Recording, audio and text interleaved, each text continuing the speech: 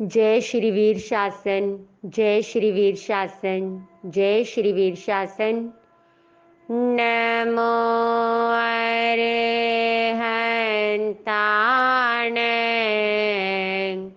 नमो सिद्धाण, नमो आयर्याण,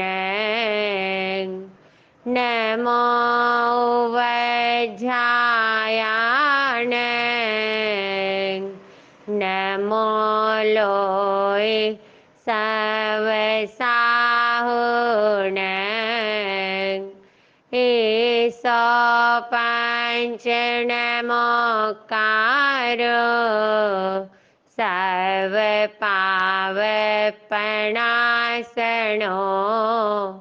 मंगलाणंच सर्वेसिं, पढ़मं हवै मंगलं। बोलिए पंच परमेष्ठी महामंत्र नवकार की जय हो। जय जग जीव जोणी, वियाण जग गुरु जगानंद, जगना हो जग बंधु, जय जग पिया महो भयवं, जय सुयाणं पभवो, तीर्थयराणंग पश्चिमो, जय जय गुरुलोगाणं, जय महापा महावीरो, भद्रं सवजगुजयगस, भद्रं जिनसवीरस, भद्रं सुरासुरनमंसीयस, भद्रं धूयरयस, गुण भवन गहन सुयरयण, भरिय दंसन विशुद्धरथागा, संघ नगर भद्रंते, अखंड चारित पागारा, संजम तव तुम्बारयस, नमो समत पारियलस, आपड़ी चक सजाओ, हो सया संघ चकस। बोलिए सकल चतुर्विद्या श्री संघ की जय हो। सर्वज्ञ सर्वदर्शी तीर्थंकर महाश्रवण महाप्रभु महावीर स्वामी भगवान की जय हो। अनंत लब्धि के भंडार श्री गौतम स्वामी भगवान की जय हो। अनंत उपकारी श्री सुधर्मा स्वामी भगवान की जय हो। अनंत उपकारी श्री जम्बू स्वामी भगवान की जय हो। सभी 14 पूर्वधराचार्य भगवंत की जय हो। 20 विहरमान भगवान की जय हो। 11 गंधर्व 16 महासतियों की जय हो। अनंत उपकारी आचार्य श्री भद्रभाव स्वामी जी महाराज से लेकर वर्तमान में युक्त प्रधानाचार्य आचार्य सम्राट पूज्य श्री शिव मुनि जी महाराज सहित समस्त आचार्य भगवंत की जय हो। अनंत उपकारी देवर्षि गणित क्षमा श्रमण महाराज से लेकर वर्तमान में आगम ज्ञाता आगम पुरुष उपाध्याय भगवान श्री जितेंद्र मुनि जी महाराज सहित समस्त उपाध्याय भगवंत की जय हो। भगवती आर्या महासती श्री चंदन बालाजी महाराज से लेकर वर्तमान में मेरी गुरनी मैया महासती श्री नंदिनी जी महाराज सहित समस्त साधु साध्वी भगवंत की जय हो। नौवां अध्ययन श्री उत्तराधीन जी सूत्र का गाथा 38 से 46। जयता विउले जन्ने भोईता समणे माहणे दत्ता भोचाय जिठाय ताओ गच्छसि खतिया एय मठंग निसामिता हेओ कारण चोयो ताओ नमिराय ऋषि देविंदमिणमभवि जो से है संग से है साणंग मासे गवम दय तस्सा विसंजमो से ओ आदिन तस्सवि किंचनम एयमठंग निसामिता हेओ कारण चोयो ताओ नमिंग्राय ऋषिं देविंदोइनमभवि घोरा समं चैत्नानं अन्नं पत्तेसियासमं इहेव पोषहरओ भवाहि मणुयाहि वा एयमठंग निसामिता हेओ कारण चोयो ताओ नमिराय ऋषि देविंदमिणमभवि मासे उजो बालो कुसगेणं तु भुञ्जाय न सो सुयखाय धम्मस कलंग अघाय सोलसिंह एयमठंग निसामिता हेओ कारण चोयो ताओ नमिंग्राय ऋषिं देविंदोइनमभवि हिरण्यं सुवर्णं मणिमुक्तं कंसं दूषं च वाहनं कोशं च वड्डावयितानं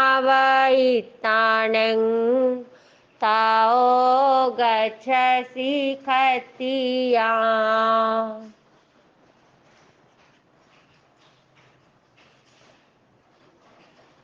अब फिर शक्रेंद्र महाराज नमिराज ऋषि से कहने लगे कि हे श्रेष्ठ, हे क्षत्रिय, जयता व्यूल्य जन्ने, आप पहले विशाल यज्ञ करवाएं। व्यूल्य विपुल, जन्ने यज्ञ आदि करवा करके भोक्ता समन माहने, बहुत भिक्षुओं को, ब्राह्मणों को, सन्यासियों को भोक्ता भोजन करवाकर दत्ता उनको दक्षिणा दे करके।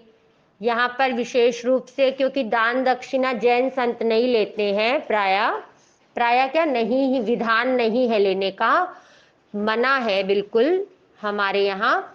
तो जो लेते हैं इस प्रकार से सन्यासी इत्यादि, भिक्षु इत्यादि, बौद्ध भिक्षु, ब्राह्मण, सन्यासी, तो आप उनको जिन्हें यज्ञ में निमंत्रित करते हैं, आमंत्रित करते हैं, फिर उनको भोजन करवाते हैं, दान दक्षिणा आदि देते हैं, ऐसे जो ब्राह्मण आदि हैं, भिक्षु इत्यादि हैं, आप उनको पहले भोजन करवाएं, यज्ञ करें, और फिर आप जो है, क्योंकि क्षत्रियों के यहाँ विशेष रूप से अश्वमेध आदि यज्ञ, राजसूय यज्ञ, इस प्रकार से इन यज्ञों का संपादन करना एक क्षत्रिय के लिए बहुत अच्छा माना जाता है। और इसीलिए वो शक्रेंद्र महाराज एक बार देखना चाहते हैं कि उनके अंतःकरण के अंदर कहीं ना कहीं इस प्रकार का कोई भाव है, और इसीलिए उन्होंने कहा कि पहले आप यज्ञ करवाएं, विशाल यज्ञ करवाएं और सभी को बहुत सा विपुल भोजन करवाएं, दान दक्षिणा दें और उसके बाद आप संयम पथ पर बढ़ जाना, आप संयम के मार्ग के लिए उद्यत हो जाना, अग्रसर हो जाना। पर पहले आपको ये कार्य करना शोभा देता है, आप क्षत्रिय हैं, आप राजा हैं। इस प्रकार से श्रवण करके एयम अट्ठंग निसामित्ता हेउ कारण चोयो, हेतु और कारण से प्रेरित होकर के फिर एक बार इंद्र महाराज को इस प्रकार राज ऋषि नमि ने उत्तर दिया। क्या उत्तर दिया? जो सहस्रम सहस्राणं मासे मासे गवम दय तत्सावि संजमो सेओ अदिंतस्वी किंचणं। सबसे सर्वोत्कृष्ट दान तो अभय दान है, जीवों को अभय दान देना। लेकिन गाय माता का भी बहुत बड़ा, गाय को माँ कहा हमारी भारतीय संस्कृति के अंदर, और हमारे यहाँ जो जैन दर्शन के श्रावक होते थे उनके पास भी बहुत गोकुल हुआ करते थे, गाय माता का पालन करना। क्योंकि गाय माता शाकाहारी है, गाय माता के बहुत बहुत बड़ा उपकार है हमारे जीवन के ऊपर। तो उन्होंने इसलिए यहाँ पर स्पेशली गाय माता के लिए कहा कि सर्वोत्कृष्ट पशुधन है गौ माता, सर्वोत्कृष्ट पशुधन में सर्वोत्कृष्ट मानी जाती है, गौ माता कहलाती है।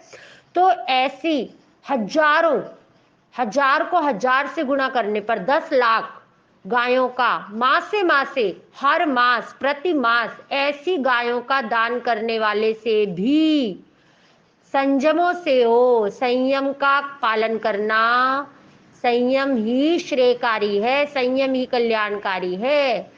कि इतना अगर कोई महीने, हर महीने लाखों गायों का भी दान करे, 10 लाख गायों का दान करने वाले से भी संयम जीवन सर्वोत्कृष्ट है, क्योंकि वो 6 काया को अभय दान मिल जाता है। संयम ग्रहण करने वाला 6 काया का रक्षक बन जाता है। पृथ्वी काय, अप काय, तेव काय, वायु काय, वनस्पति काय, त्रस काय, जीवों की आराधना करता है। अदिंतस्वी किंचनम, जो किंचित मात्र भी वैसे नहीं देता, किंचित मात्र भी कुछ नहीं देता किसी को, परंतु वो सब वास्तव में वही सब कुछ देता है। जो महात्यागी होता है वास्तव में महादानी वही होता है, एक अर्थ से देखा जाए तो, क्योंकि वह सबसे बड़ा दान अभय दान दे देता है। सभी जीव उससे अभय प्राप्त कर लेते हैं, ना तो वह किसी से भयभीत रहता है और ना उसके द्वारा किसी को भय रहता है। सब निर्भय हो जाते हैं, वो भी निर्भय हो जाता है और सभी निर्भय हो जाते हैं। तो ये सबसे बड़ा दान है अभय दान, अभय दयानंग। फिर इस प्रकार से श्रवण करके हेतु और कारण से प्रेरित हुए नमि राज ऋषि को देवेंद्र महाराज फिर कहने लगे कि हे क्षत्रिय, हे मनुजाधिप, मनु याहिवा घोरा समंग चैताणंग अन्नंग पत्थे सिया समंग इहेव पोसहरो भवाई मनु याहिवा। हमारे यहाँ कहा जाता है कि गृहस्थ आश्रम तो बहुत बड़ा आश्रम है, इसको तो घोर आश्रम कहा है, इसको तो सबका प्रतिपालक कहा है, क्योंकि गृहस्थ आश्रम ही जो धीर वीर गंभीर जो तत्वशाली पुरुष होते हैं, जो ऐसे गृहस्थ होते हैं, वो सबका, सारे आश्रम उन पर अवलंबित रहते हैं, सबका पालन वो करते हैं। और ये सभी आश्रमों में उत्कृष्ट समझा जाता है। एक दृष्टि से ये पराक्रमशाली व्यक्ति ही इसमें प्रवेश करते हैं, यहाँ पर किसी कायर का काम नहीं है। गृहस्थ आश्रम की बड़ी महिमा है, ये धैर्यशील पुरुष ही इसका पालन करते हैं। नीति शास्त्र में भी कहा गया है, गार्हस्थ्येन समो धर्मो ना भूतो ना भविष्यति पालयन्ति नराशूरा क्लीवा पाषण्डमाश्रिता सुदुर्वहं परिज्ञाय घोरं गार्हस्थ्यमाश्रमं मुण्डनग्नजटावेशा कल्पिता कुक्षिपूर्तये सर्वथा सुन्दरा भिक्षा रसा यत्र पृथक् पृथक् स्यादेक यामिकी सेवा नृपत्वम साप्तयामकम। कि गृहस्थ आश्रम के समान नीति शास्त्र भी कहते हैं हमारे यहाँ कि गृहस्थ आश्रम तो अति विकट है, घोर आश्रम है, शूरवीर व्यक्ति ही इसका पालन करते हैं। भिक्षावृत्ति को तो बल्कि पाखंड कहा, कहीं तो उनको उसको पाखंड वेश धारण करके कमा कर, ऐसा भी कहने वाले मिल जाते हैं, कमा कर खाया नहीं जाता था इसीलिए भिक्षु बन गए। और गृहस्थ आश्रम तो शूरवीरों का काम है। और गृहस्थ आश्रम में रहकर भी तो पोषद, व्रत, नियम, मर्यादा, अष्टमी, चतुर्दशी, अमावस्या, पूर्णिमा, इन पर आप अनुव्रतों की आराधना कर सकते हैं। गृहस्थ में रहकर भी त्याग किया जा सकता है। और गृहस्थ का पालन करना तो सबसे अधिक कठिन है। ये तो प्रज्ञा संपन्न वीरों का काम है, शूरवीरों का काम है। तो आपको भी सबसे पहले अपनी गृहस्थ आश्रम के महिमा को बढ़ाना चाहिए और उसके पश्चात आपको संन्यास धारण करने का विचार भी करना चाहिए। और मैं तो कहता हूं आप अपने इस संन्यास धारण करने के विचार का ही परित्याग कर दें, क्योंकि आप प्रज्ञा संपन्न हैं, आप तत्वशाली हैं, आप एक मनुजाधिप हैं, सभी के रक्षण करने वाले राजा हैं। तो आपको तो ये गृहस्थ आश्रम का ही पालन करना चाहिए। यही घोर आश्रम है, इसी का निर्वहन करें। और मैं तो कहता हूं आप ये जो है सन्यास की जो बात है इसको हटा दें अपने जीवन से और आनंद से गृहस्थ आश्रम में रहें। तो इस प्रकार से सुन करके एयम अट्ठंग निसामित्ता इस प्रकार श्रवण करके हेतु और कारण से प्रेरित हुए नमिराज ऋषि देवेंद्र को इस प्रकार कहने लगे। क्या कहने लगे? मासे उजो बालो कुसज्ञेणं तु भुंजय न सो सूयक खाए धम्मस कलंग अघई सोलसिंह। कहते मासे प्रति मास जो बालो कोई अज्ञानी जीव यानी आत्मज्ञान के अभाव में जो कुसज्ञेणं तु भुंजय कुशा के अग्रभाग पर जितना आहार आता है हर मास केवल उतना सा आहार करे और फिर वापस निराहार हो जाए, ऐसा अज्ञान तप करने वाला नासो सूयक खाए धम्मस, ऐसा तप करने वाला अज्ञान तप करने वाला बाल तप करने वाला भी सर्व वीरति रूप सुविख्यात सुआख्यायित सूयक खाए धम्मस धर्म की कलंग कला अघई 16वीं कला को भी प्राप्त नहीं करता, मतलब उसका कोई भी मूल्य नहीं है। सर्ववीरति धर्म के आगे उसका कोई भी मूल्य नहीं है।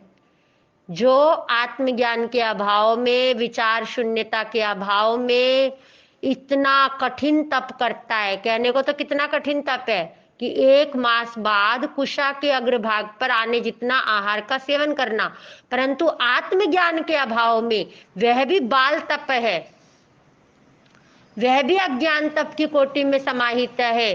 और सर्वज्ञ भगवान द्वारा प्ररूपित सर्ववीरति रूप धर्म के 16वीं कला के मूल्य भी नहीं है, 16वीं कला के बराबर भी नहीं है। ऐसा तो ये सर्वोत्कृष्ट है भिक्षु की चर्या। ये जो संन्यास आश्रम है, यह जो मैं दीक्षा धारण करने के लिए कटिबद्ध हुआ हूं, यही मेरे लिए सर्वोत्कृष्ट है। इस प्रकार से ए मठंग निसामित्ता हेउ कारण चोइयो हेतु और कारण से प्रेरित हुए। तदनंतर देवेंद्र महाराज नमिराज ऋषि को फिर कहने लगे। क्या कहने लगे? हिरण्यं सुवर्णं, हो सकता है कि कई बार व्यक्ति को लगता है, पर व्यक्ति कई बार अपनी तरफ नहीं देखता। अगर आप कभी किसी से मिले, मान लो किसी गुरु महाराज के पास जाएं और वहां पर आप किसी और भावना से आए, किसी की परीक्षा की भावना से आए, और जब आप उनसे संवाद करने लगे और समुचित समाधान मिलने लगे तो फिर आपको भी रस आने लग जाता है। फिर आप भी जान जान करके और प्रश्न करना चाहते हैं और फिर आपके पास समय ही समय होता है।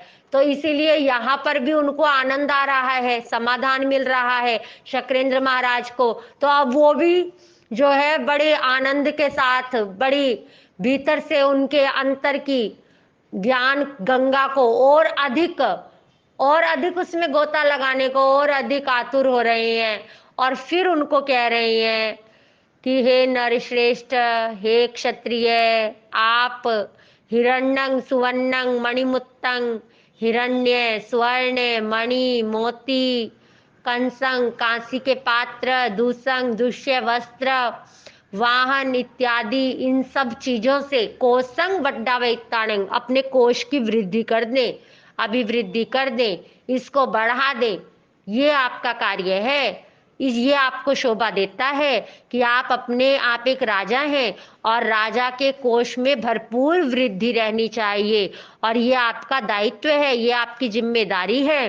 राजाओं के लिए तो उनका कोष ही, खजाना ही सब कुछ होता है। जैसे एक पंडित के लिए उसका शब्दकोश बहुत महत्वपूर्ण होता है, ऐसे एक राजा के लिए उसका खजाना।